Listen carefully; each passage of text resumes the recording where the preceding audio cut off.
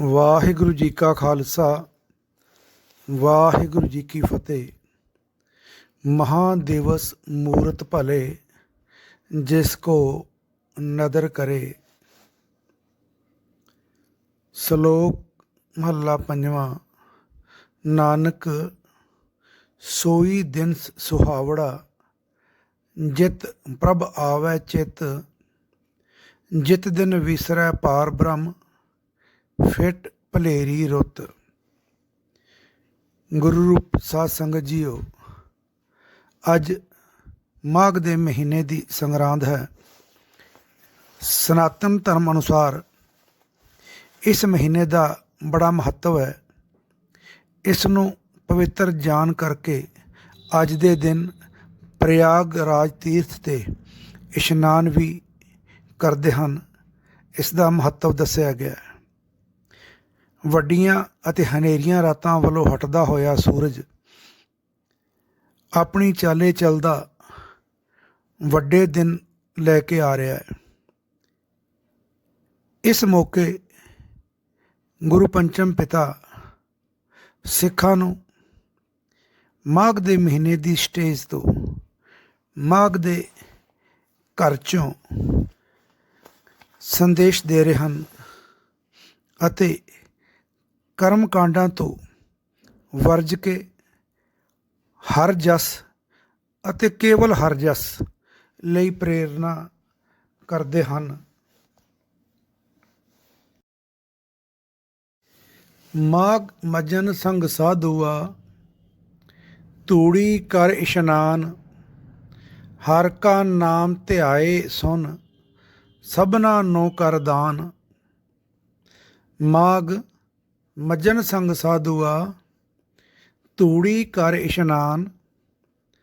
ਹਰ ਕਾ ਨਾਮ ਧਿਆਏ ਸੁਨ, ਸਭਨਾ ਨੋ ਕਰ ਦਾਨ। ਜਨਮ ਕਰਮ ਮਲ ਉਤਰੈ, ਮਨ ਤੇ ਜਾਏ ਗੁਮਾਨ। ਕਾਮ ਕ੍ਰੋਧ ਨ ਮੋਹੀ ਹੈ, ਬਿਨਸੈ ਲੋਭ ਸੁਆਨ। ਸੱਚੈ ਮਾਰਗ ਚਲਦਿਆਂ, ਉਸਤਤ ਕਰੇ ਜਹਾਨ। 68 ਤੀਰਥ ਸਗਲ ਪੁੰਨ, ਜੀ ਦਇਆ ਪਰਵਾਨ।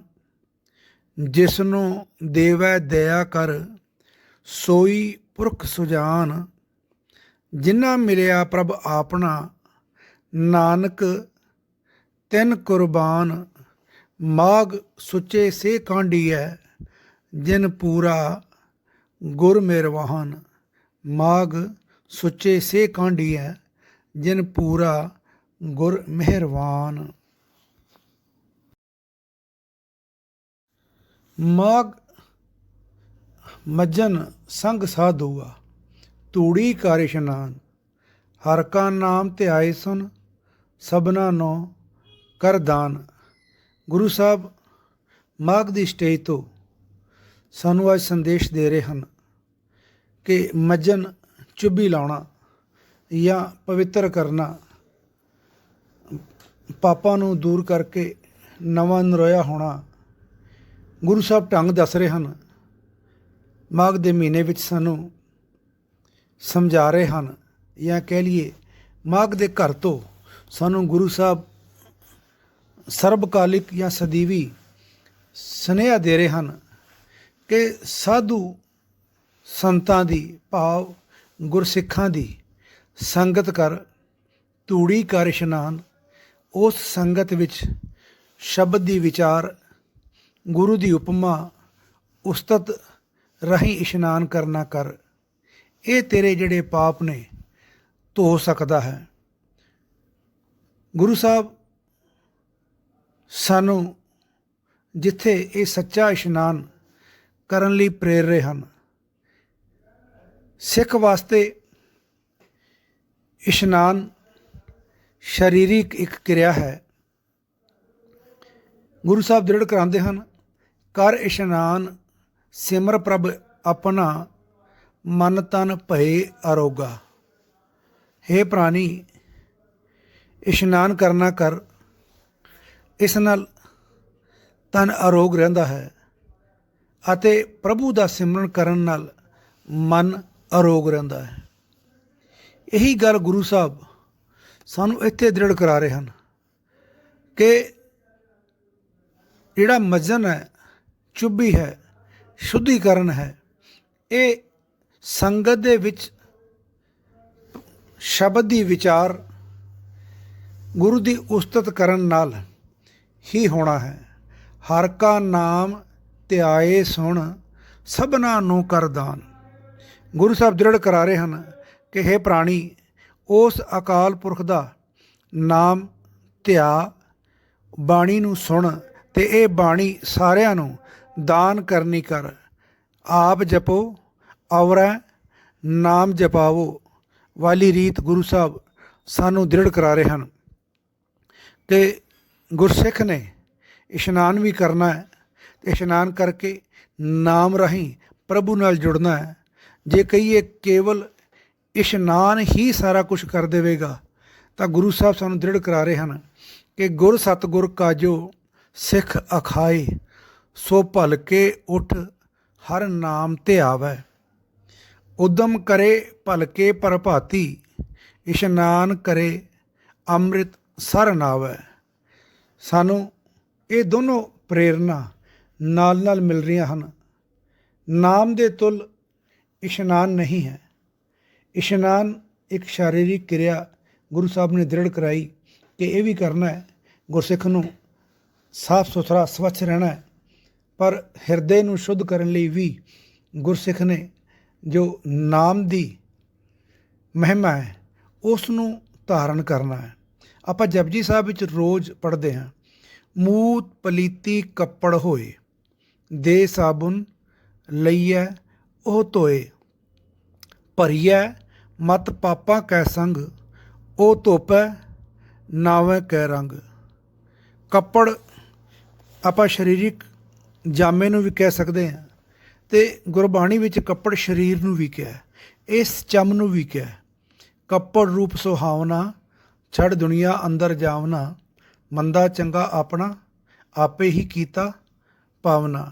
ਭਾਵ ਇਹ ਸਰੀਰ ਨੂੰ ਜਾਂ ਇਸ ਸਰੀਰ 'ਤੇ ਧਾਰਨ ਕੀਤੇ ਹੋਏ ਇਹ ਕੱਪੜਿਆਂ ਨੂੰ ਕਿਸੇ ਤਰ੍ਹਾਂ ਦੀ ਮੂਤ ਪਲੀਤੀ ਹੋ ਜਾਂਦੀ ਹੈ ਅਤੇ ਉਸ ਨੂੰ ਸਾਬਣ ਲੈ ਕਰਕੇ ਧੋਇਆ ਜਾ ਸਕਦਾ ਹੈ। ਵੈਸੇ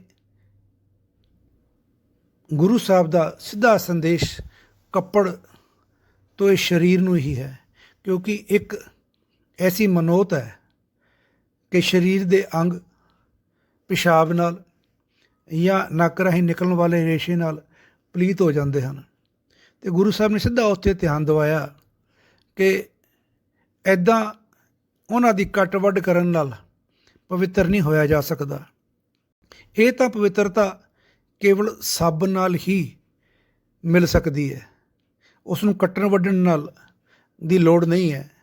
ਪਰ ਜਿਹੜੀ ਅਪਵਿੱਤਰਤਾ ਮਨ ਦੇ ਵਿੱਚ ਆਈ ਹੋਈ ਹੈ, ਜਿਹੜਾ ਮਨ ਵਿਕਾਰਾਂ ਕਰਕੇ ਅਪਵਿੱਤਰ ਹੋਇਆ ਹੈ, ਉਹ ਧੁੱਪ ਹੈ ਨਾਵੇਂ ਕੈ ਰੰਗ। ਉਹ ਨਾਮ ਦੇ ਰੰਗ ਦੇ ਨਾਲ ਹੀ ਧੋਤਾ ਜਾ ਸਕਦਾ ਹੈ।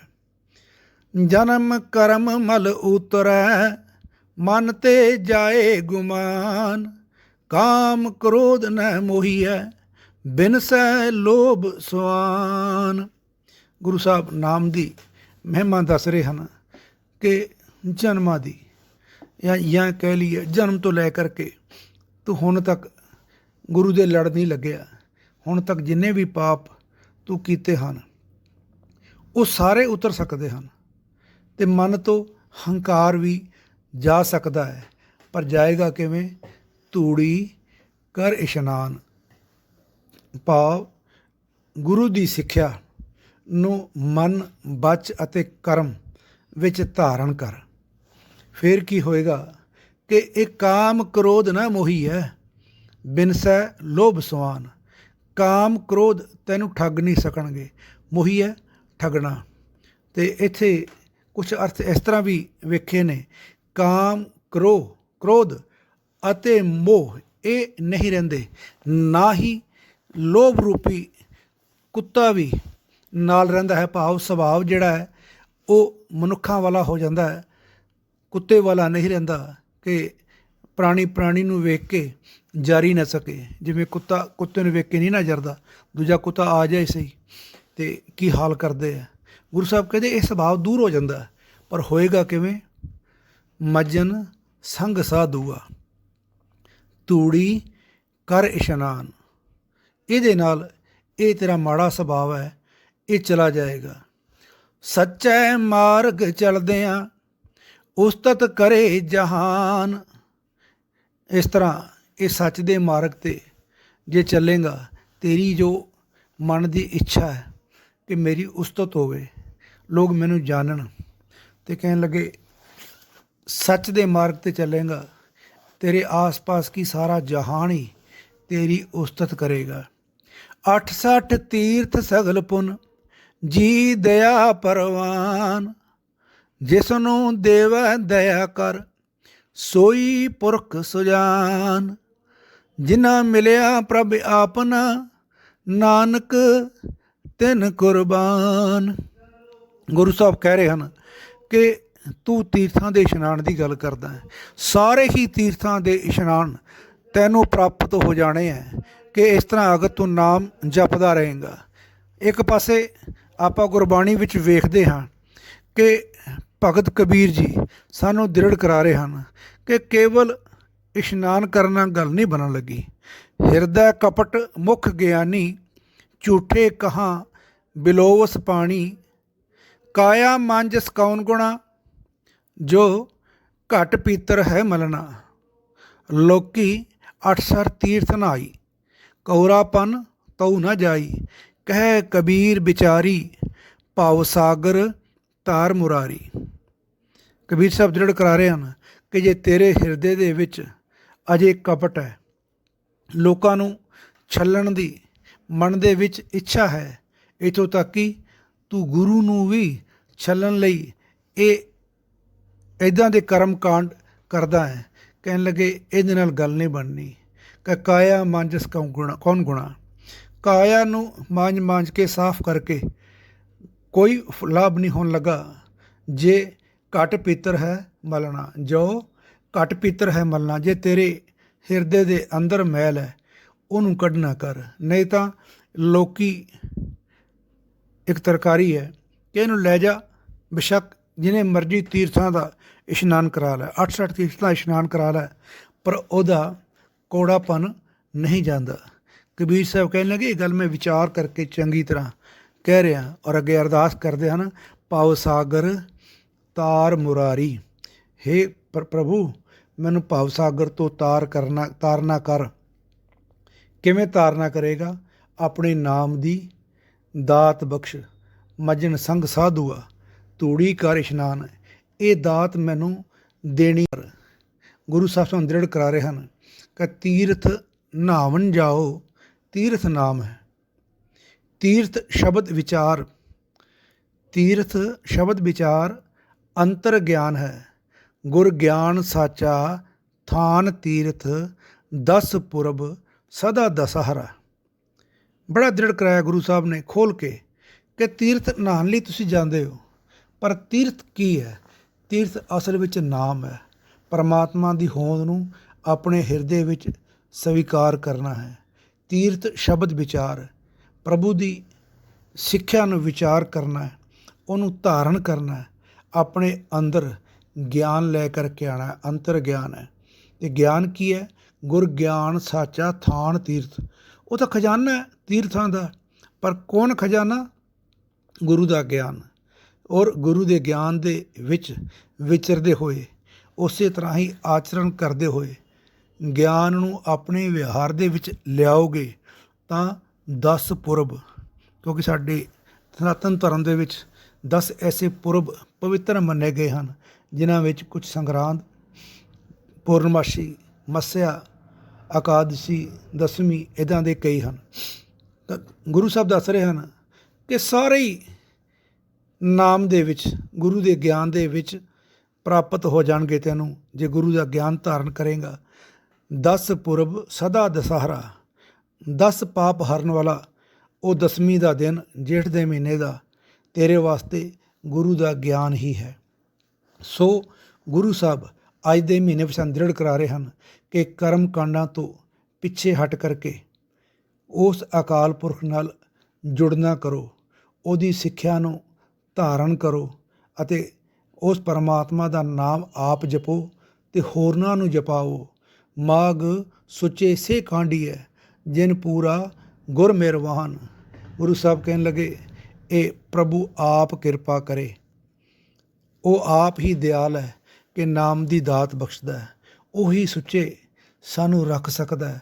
ਕੇਵਲ ਪ੍ਰਾਣੀ ਨੇ ਅਰਦਾਸ ਕਰਨੀ ਹੈ, ਗੁਰੂ ਦੀ ਸਿੱਖਿਆ ਨੂੰ ਆਚਰਨ ਵਿੱਚ ਲੈ ਕਰਕੇ ਆਉਣਾ ਹੈ। ਫਿਰ ਗੁਰੂ ਮੇਰਾ ਆਪ ਮਿਹਰਬਾਨ ਹੈ, ਆਪ ਹੀ ਰਾਹ ਪਾਏਗਾ। ਅੱਜ ਦੀ ਵਿਚਾਰ ਮਾਘ ਦੇ ਮਹੀਨੇ ਵਿੱਚ ਆਪ ਜੀ ਨਾਲ ਸਾਂਝੀ ਕੀਤੀ। ਬਹੁਤ ਸਾਰੀਆਂ ਭੁੱਲਾਂ ਹੋਈਆਂ, ਆਸ ਕਰਦਾ ਸੰਗਤ ਬਖਸ਼ਣਹਾਰ ਹੈ, ਮਾफ़ ਕਰੇਗੀ ਜੀ। ਵਾਹਿਗੁਰੂ ਜੀ ਕਾ ਖਾਲਸਾ, ਵਾਹਿਗੁਰੂ ਜੀ ਕੀ ਫਤਿਹ।